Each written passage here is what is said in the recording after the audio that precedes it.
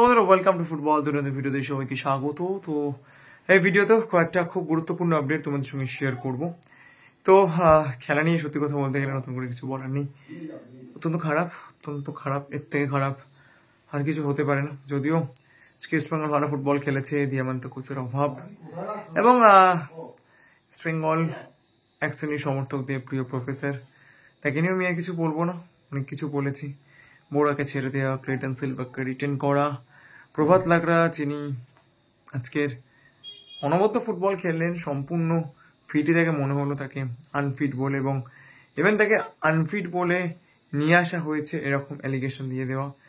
তো এইসব সবকিছুই হয়েছে ইস্ট বেঙ্গলের সঙ্গে এই সিজনে। তো সেই সব অ্যালিগেশন দিয়ে আর কোনো লাভ নেই, এইবার সামনের দিকে এগোনোর পালা। তো একটা কথা, ক্লেইটন সিলভা যিনি ইস্ট বেঙ্গলকে সুপার কাপ চ্যাম্পিয়ন করেছেন, তো তার উপর অ্যালিগেশন দেওয়ার কোনো রকম ধৃষ্টতা বা কোনো কোনো অধিকার আমার নেই, কিন্তু অ্যালিগেশন না দিলেও সব কিছুরই কিন্তু একটা শেষ হয়। আমি কাউকে দোষারোপ করছি না, কারোর উপর কোনো অ্যালিগেশন দিচ্ছি না, বাট একটা জিনিস আমাদেরকে মনে রাখতে হবে, change is the only constant in nature. আমাদের এই প্রকৃতিতে পরিবর্তনই কিন্তু একমাত্র ধ্রুবক।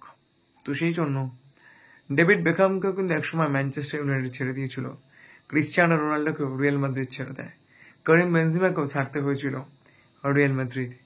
এইভাবেই কিন্তু লেজেন্ডদেরকেও একসময় বিদায় দিতে হয়, এবং সেই সঠিক সময়টা যদি ঠিকঠাক করে চুজ না করা যায়, সেটা কিন্তু যিনি লেজেন্ড রয়েছেন তার জন্য যেরকম কষ্টকর, এবং সেই লেজেন্ডকে এই অবস্থায় মাঠে দেখা সেটা কিন্তু সাপোর্টার্সদের জন্য যথেষ্ট difficult to digest. Cleiton Silva হয়তো ইস্ট বেঙ্গলের লেজেন্ড, তার কারণ যে সময় তিনি একার কাঁধে দলকে টেনেছেন তাকে লেজেন্ডই বলা যায়, কিন্তু এই সিজনে তাকে রিটেন করার থেকে বড় বোকামি কার্লোস কুয়াদ্রাত আর কিছুই করেনি। তবে শুধুই কি কার্লোস কুয়াদ্রাত ক্লেইটন সিলভাকে রিটেন করার পেছনে? একদমই নয়। ক্লেইটন সিলভাকে রিটেন করার পেছনে কিন্তু ইস্ট বেঙ্গল কর্মকর্তারাও সমানভাবে দায়ী। আমি কখনো কারোর হয়ে কথা বলি না, যেটা ঠিক সেটা ঠিকই বলি, সাদাকে সাদা কালোকে কালো।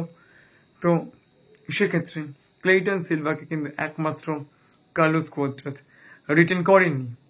ক্লেইটন সিলভাকে রিটেন করার পেছনে অবশ্যই একটা বড় ভূমিকা পালন করেছিলেন ইস্ট বেঙ্গল কর্মকর্তারা, এবং ইস্ট বেঙ্গলের বেশ কয়েকজন শীর্ষ কর্তার কিন্তু অত্যন্ত পছন্দের ফুটবলার ছিলেন এই ক্লেইটন সিলভা।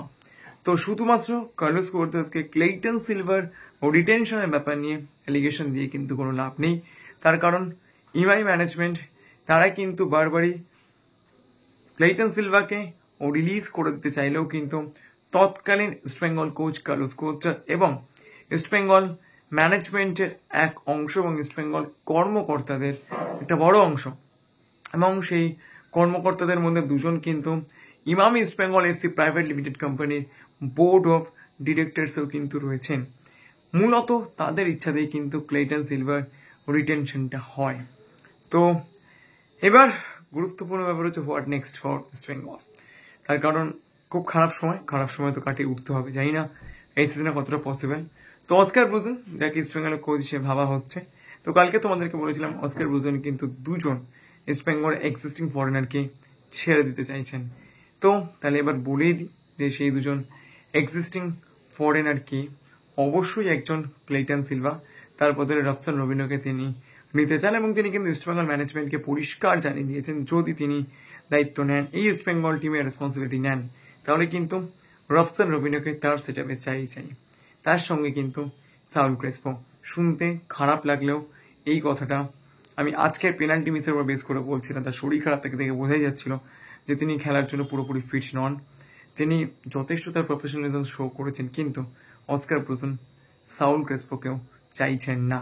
তো জানি না এরপরে ম্যানেজমেন্ট তাকে অ্যাপয়েন্টমেন্ট দেবেন কিনা, বা তার বদলে অন্য কোনো কোচকে অ্যাপয়েন্ট করা হবে কিনা, তবে এইটাই কিন্তু অস্কার ব্রুজেনের আপাতত বক্তব্য।